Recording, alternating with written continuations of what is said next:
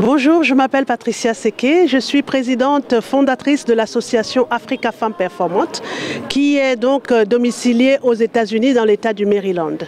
Notre association a pour objectif de promouvoir les talents des femmes dans tous les secteurs d'activité et de renforcer les partenariats d'affaires entre les femmes d'Afrique et les femmes de la diaspora.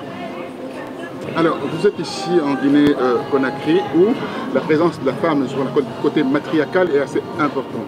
Et dites-moi, quel est le message apporterez-vous en fait à cette communauté, à ces pays, par rapport à l'évolution, l'émancipation de la femme, où le problème de la polygamie est assez important quand même. Tout à fait.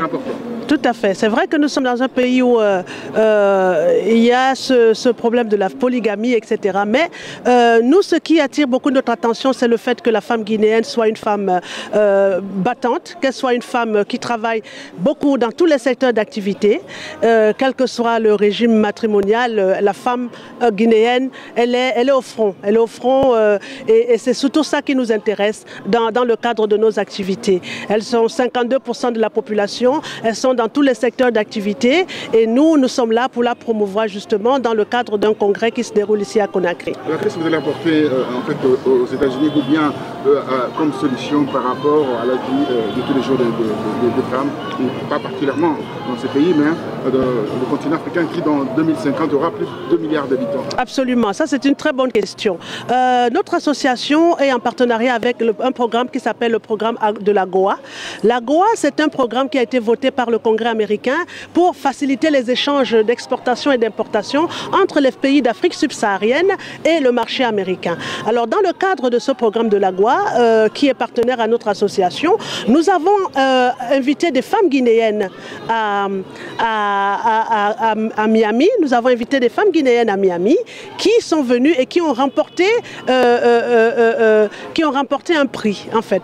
Elles ont gagné une compétition, la compétition qui était donc d'accéder au marché américain dans le cadre du programme de la GOA. Donc les femmes guinéennes vont se voir commander des produits, des tonnes de produits, que ce soit dans l'agro-business ou dans le domaine de la transformation, dans le domaine du textile. Vous savez que le textile guinéen est très prisé, les femmes teinturières de la Guinée. Donc dans ce cadre-là, donc les femmes de la Guinée vont pouvoir livrer au marché américain les produits guinéens à partir de tout de suite, parce que pendant ce congrès, nous avons les experts de la GOA qui sont à Conakry en ce moment pour encadrer les femmes dans le cadre des préparatifs des grosses commandes qui vont être faites. Voilà ce que nous apportons. Ce que vous apportez, bien entendu, oui.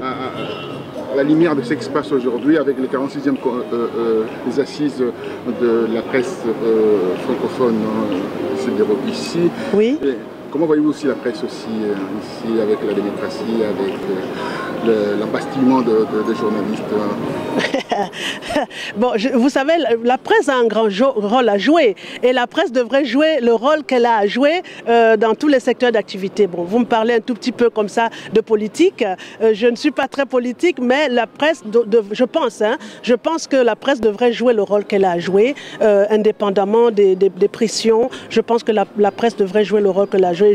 J'apprécie le fait que de la presse francophone se réunisse à Conakry aujourd'hui. Je pense que si elle est là, c'est parce que justement, c'est un métier qui est très important dans notre société et elle devrait pouvoir agir selon la déontologie des médias. La déontologie, bien sûr. Alors, en termes de communication avec ces femmes-là, qu'est-ce que vous allez faire dans les jours, dans les années à venir pour que les choses, pour que les produits, ce que vous apportez comme valeur ajoutée, puissent être bien entendu vulgarisés? Absolument. Je pense que la meilleure façon de vulgariser ce projet, c'est que les femmes se mettent sérieusement au travail. Elles doivent se mettre sérieusement au travail et je pense que c'est comme ça que la notoriété grandira. Surtout que le projet de Guinée, c'est un projet pilote qui va être retranscrit sur les autres pays d'Afrique subsaharienne. Alors si la Guinée réussit le pari de pouvoir livrer des tonnes de fonio sur le marché américain, surtout que le fonio c'est une céréale qui est très, très bien consommée par le marché américain dans une autre variété qui s'appelle le quinoa. Donc si la Guinée réussit à relever ce challenge-là, je pense que ça va être un coup de pouce pour les échanges entre l'Afrique et le marché américain. Merci infiniment, merci à vous. Je vous remercie, merci beaucoup.